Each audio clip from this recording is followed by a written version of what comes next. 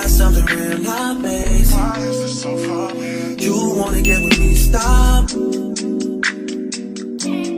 Hey y'all, welcome back to my channel. If you're new, welcome, and if you're not, welcome back. So today I'm gonna do a story time. I know I haven't made a video in a while, like in a month or something, but I kind of haven't been motivated to make any videos. But today it's nighttime. It's 11:10, y'all. It's late, but I decided I'm gonna go ahead and make the video because I might not feel like it tomorrow. So today I'm gonna do a story time about how I lost my mother. And the reason I'm doing this story time is because I know this is a topic that a lot of people can relate to, especially being a young person. I'm 20, being so young and losing your mother, and I was 12. Like, a lot of people go through this, so I'm just gonna tell y'all my story. I think I'm gonna do a part 2 to show y'all, well, to tell y'all how I'm holding up today and like how life has been since it happened. But today we're just gonna tell y'all the story. I'm gonna just tell y'all the story. So let's get started. So I didn't really write any notes because I wanted to just come straight off the head. If I start rambling, don't skip it. But anyways, so let me see, where do I want to start? I'll be back. Okay y'all, so I figured out where I'm gonna start. So I'm just gonna start with a little backstory. So my mom was diagnosed with breast cancer in like maybe 2012 or something like that, because I know her battle was not that long. It kind of felt really long, but I don't remember it being that long. So I'm gonna say like 2012. And I just remember her going back and forth to the doctor and getting treatment and stuff, and like she lost all her hair, but she never let us see her without a wig on or something. So she just wanted to be strong for us, and I just appreciate her strength because that's not a hard thing to go through, especially having so many young children. My mama has 8 children. Yeah, and 5 of us, the youngest 5, we were really young at the time when she was going through this. So she just wanted to stay strong for us, and I appreciate that a lot. But she used to go back and forth to the doctor, and then even at one point she beat it, and she got to ring the bell and everything, and I was so happy, and I was like, it's over, it's finally over. Like, we can finally start back living regular life. I'm not sure of the timeline because it's been so long ago and I was young, but in a short span, it came back. So when it came back, it was very advanced and it progressed a lot. And I think it had went to her brain, I think. That means it was bad. So we didn't really understand how bad it was because she just was so strong. So we thought she was all good. So she was just going to the doctor and stuff. And we just in school like normal kids, not understanding anything. But anyway, so that is the backstory. Okay, so y'all, we gonna get into the real story. So this is in November 2014. So at the beginning of November, we went to all of us as a family, we went to a breast cancer walk. You know, the walk where it's like a marathon kind of. And we walked with her, and it was just a fun experience. We had the pink beads and pink shirts and everything, and she won a gift in a raffle. So I was just happy to be there and be able to do something good as a family, even though she had been sick for a while. But she wanted to go to the breast cancer walk, and we did. So after that, we back to regular life.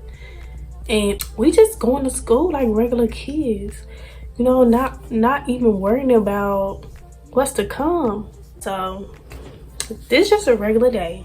I went to school. My mom was already in the hospital for like a week, so she had been going back and forth to the hospital and staying for weeks at a time and stuff. So this was just a time where she was in the hospital, and she was in the hospital in Birmingham. We're from Mississippi, so this like a 2-hour distance.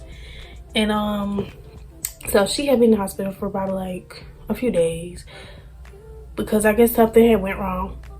So I'm at school a regular day. I was in 7th grade and I got checked out. We got checked out, all of us, because we were all school age, my sisters and brothers. So we got checked out and we immediately went to the hospital. And they didn't really tell us what's going on. They just said we going to the hospital. And I'm just thinking, yay, we get to go see mama. She in the hospital. Because we never really got to go to the hospital just because it was so far. It was in Birmingham. So I just thought it was just regular thing. We going to the hospital today. You know, out the blue. So we on the road and we driving to the hospital. And we make it there. And when we got there, my mom was asleep. I thought she was just asleep. I still don't understand like the condition she was in when we got there. But I'm guessing it was bad that the doctor said call the family so they can come see her. But at the time, my mind thinking like she just sleep. But she wasn't waking up. And we was just, you know, there holding her hand and, you know, just being there. I think the doctor had to go in and we stood outside, y'all. And my daddy was out there and my oldest sister and all of us was out there. And they told us, well, they let us in one by one. And my brother was in the room, my oldest brother, he was in the room. And they just let us in one by one and they told us, just say whatever you want to say to her. She can hear you. Even though she can't see you, she can hear you. So just say whatever y'all want to say. And me thinking like, I'm gonna get this chance to talk to her. She's asleep right now. So me being me and my brother sitting right there, I kind of didn't just want to be vulnerable at the moment. And I didn't want to just go in depth. And I only said a few words. And I think I said, God got you. And that's it. And I gave her a hug. So I didn't get to say much. But I thought that was enough. So turns out that was our time to say goodbye. And we didn't even know it. But everybody was taking their turns. So when I went back out in the room, like, they was crying and stuff. And I didn't understand why everybody was crying. Everybody was sad because I just felt like this was just a regular day at the hospital. But my brother was crying. My dad was real upset. Like, even the older ones was crying. So I was like, what's going on? And I'm old enough to understand, so just tell me. So I think one of my oldest sisters said they gave her 5 days to a week. And I was like, what? I remember that because that still plays in my mind. 5 days to a week? What? In such short notice, like, that's no time. But that just made me start crying. I was really, really upset. And like I said, my mama was like, I guess she wasn't conscious. I don't know, but she was asleep, like she was out of it. So she could just wake up and look at us, wake up and talk to us. But I think we left and then we came back the next day. Cause I remember we were going up and down the road that week. So I think we just left and came back. And the next day, she was awake. And like, I was like, good, it was a miracle and she's up and now it's gonna be okay. Cause I think the doctor didn't expect her to wake up after that. So she woke up and she was alert. And she was able to talk to us and stuff. But she still was a little out of it, but she was awake and that was just enough for me. It was just enough for me. So my brother, he's like big on herbs and stuff like that. So he had found some recipe. He made it up because he was just trying his best to save her in the way that he know how. He fed it to her. So I remember her taking it. I thought, like, this gonna be a miracle and she gonna be okay after this, after she take this and it's gonna be okay, everything gonna be okay. And this is the week of Thanksgiving, y'all. So I'm not thinking, reality just was hidden. So we just she took the stuff, she was up that night, and it wasn't all good, but it was better than the night before. So I had hope. After that, like the next few days, the next day she was back in the sleep state. So I was just happy that she had woke up. So she was back in the sleep state for the next few days, and like I said, it was back and forth, and more family was coming in to see her, and the preacher came in to see her, and just a lot of people came all the way to Birmingham just to see her. And I guess the news had broke to the people at home because a lot of people came. And I still didn't understand what is really, really going on. Because I don't know. I couldn't wrap my head around it. So then I'm just going to fast forward to Thanksgiving. Thanksgiving 2014, we spent our Thanksgiving at the hospital, eating dinner in the cafeteria. But our family had made the food, and like they brought the food to the cafeteria, so we didn't have to eat hospital food. But just the fact that we spent Thanksgiving in a hospital, that's just wild to me when I think about it. But we was downstairs, and my mama, she couldn't come down because, like I said, she was in the sleep state. So she couldn't come down. But we all had Thanksgiving downstairs as a family. And I think my brother, he stayed up while we all ate down there. But we was just trying to make the best out of a bad situation. And after everybody went home and stuff, it's still her kids, us, and my daddy, and a few more family members. We were all there, my grandma. We was all there, and a lot of people had left, but so it was a discussion about should the younger kids stay. So I think my daddy said that we could stay, me and my older sister that's right next to me, that we could stay, but the younger ones, I think they rode home with my grandma. But so we got to stay that night, and we was in the waiting room, back and forth, down the hall and all this stuff. I'm so glad I got to stay. Even though I didn't know what was going on, I'm glad I got to stay. So, okay, that night, after Thanksgiving, everybody gone home, except a few of us. And we were all in the room, and it was like, so it was my oldest sister, two of my older sisters, three of my older sisters, my brother, and me, and my daddy, I think, yeah. All of us was in the room, and her. We all slept in the same room. And like, we slept on the floor. We had blankets on the floor. I'm surprised they let us stay in the room. But we stayed in the room, and like, the whole night, my mom she was like snoring really loud. And now that I've grown up and did like the research about it, that wasn't really snoring. It's a thing that people do when they're about to die, and it's like they can't, it's the secretions in the throat, like when they breathe, I don't know, it's not draining or something like that, so it makes a really loud noise. And I read that once they start doing that, it's like almost time, yeah. So I didn't understand at the time though, so I just thought she was snoring. It was really loud that it was hard to stay asleep and go to sleep. But we woke up the next morning, the day after Thanksgiving, which was Black Friday. And so, you know, Black Friday, we go shopping. So my sisters and I, we went shopping that night, and we came back, and then we went to sleep. Yeah, my bad. So the next day, more family was coming, and more family was coming. It was all just a waiting game, basically. So I'm just gonna get to the moment where I was in the waiting room. I still remember how this waiting room looked to this day. And it was a window that looks out into the hallway and the desk area and all that.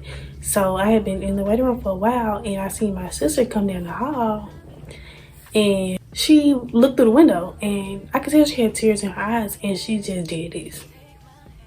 So I was like, cause they didn't call me the whole day, but I got up, I was a little worried, cause why you crying? And so I walked around. It was like a whole little hallway, so I walked around. I came to the hall, and I followed her to the room. I didn't know what to expect. I didn't know why they're calling me. So I walked in the room, and everybody is standing over the bed. And I just found a space where I could stand. And so we all just looking at her, and I'm just looking at her like, what? Why y'all call me? So she just looked asleep to me. And then looked around, everybody crying. And I looked back down, I was like, wait a minute. Like, my mind didn't process it at first. And I was just like, wait. She's dead. And I hate the word dead, y'all. I didn't say that, but that's what I was thinking. Like, wow, this is happening? Like, I just started crying. It kind of was hard for me to start crying, because I really didn't understand, like, this is happening. So everybody's in the room. And sometimes I wonder why certain people were in the room. It was a very intimate moment. And so when everybody started leaving, we start packing up the room, basically. Getting our stuff to go, because we got no reason to be here anymore. We just sat there and just, because this will be the last time that we'll ever be in this position, and she be in the room. So we just tried to stay as long as we could. So when we were leaving, my mind just like, oh my gosh, I can't believe this. And it was like maybe a 10-minute walk to the car. I was just crying like the whole time. But those last doors that we had to walk through, that just hurt my feelings so bad, because we're leaving here without her. I just couldn't believe, like, we really are leaving her at this hospital. I didn't know what's next. We have to leave her here, and she can't come with us. And the things I was thinking in my head, like, she walked in this place with her own 2 feet, and she's not walking back out. And she'll never walk back out. And the funeral home had to come get her and bring her back home. And there was just so many things going through my mind as a 12-year-old. And the whole ride home, I was just speechless. And I was just stuck. I felt just stuck. I didn't understand. And then I remember it was almost back home. And my best friend, I remember getting a text. And she was like, I'm so sorry. I just text back. I was like, what you talking about? Or what? And I don't know if I thought, like, not telling nobody was gonna make it not true, or I was in denial. But I kind of didn't want nobody to know. Like, people was gonna know anyway, but I think I was in denial, like, that if nobody knew, it was not true. But yeah, I guess word had traveled back home that she didn't make it, and we just went home. We got home and we told our sisters, our younger sisters and brother. And I won't tell that part of the story because that's not my story to tell. And yeah, I sound down now. So it was a Friday, so Saturday we was back home. So Sunday, my daddy, I think he let us skip church. Yeah, he let us skip church. We went back to school, and life had to just go on, basically. So the funeral was December 6th, and that is my best friend's birthday. That's why I never ever forget. The dates were just crazy. Like Thanksgiving, Black Friday, November 28th, and then the funeral on December 6th. So the week after that, this is right after it happened, we went to school, and everything just went back to normal. Well, life just kept going. It didn't wait on nobody to get right or nothing. So it never gets, it's still sad every time I think about it. And sometimes I can't believe, like, this is my life and life is just gonna go on. Sometimes I just can't believe that. But it's only made me stronger as a person. It took me a while to heal from it and understand, like, I kind of just kept going with life and never got a chance. Like, at 12 years old, you don't know how to deal with grief. And you don't know how to lose a parent. You don't know how to lose a mother at 12 years old. So I'm just going on with life, doing my work, kept my grades up and all that. I did all that and never just took time for myself to be like, this is happening, deal with it. But I was young, so that's not expected of me anyway. But now I learned that I have to accept that she's gone and she's never coming back, or it's nobody's job to feel sorry for me. And I had to realize that, because people go through this every day, and I'm just one of those ones that went through it at a young age. And I got so many different perspectives on it because I've been able to sit with it for so long. But over time, I just learned how to deal with it. It's not easy, but it gets easier. Sometimes I just sit and think like, wow, I'm never going to see my mama again. And I'm just 20. I got my whole life ahead of me and no mother, no guidance, nobody to teach me and to talk to me in situations that I need advice from my mother. I don't have that anymore. But that was the story, guys. In part 2, I'm gonna tell y'all how I deal with it today, how I dealt with it like the years leading up to me right now, my present self, and how it's changed me as a person, as a young person. And that's it. But yeah, that was my story time. Yeah, I'm all over the place. I feel like I'm all over the place in this video, but this video will be good for people that go through the same thing or went through something similar, or just the people that's living without a mother. I know it's hard, guys, but we're going to get through it. We're getting through it now. Good job for getting through it today, that you're still here today, because some people can't deal with it, but we're still going strong. And I just want to say thank y'all for watching. Hopefully this will encourage other people to tell their stories and start healing from their stories. But it's so much more. My life is not only this, like, it's so much in this brain. Like, I deal with so much, and I'm not saying everybody doesn't, but I'm saying me personally, I'm way more than this, and people don't understand it. So hopefully my channel can help y'all understand me more. But anyways, I'm gonna end this video right here. I'm gonna talk to y'all later. Thanks for watching, and like, comment, and subscribe, and come back for part 2. I'll see y'all later. Bye. You wanna get with me, stop.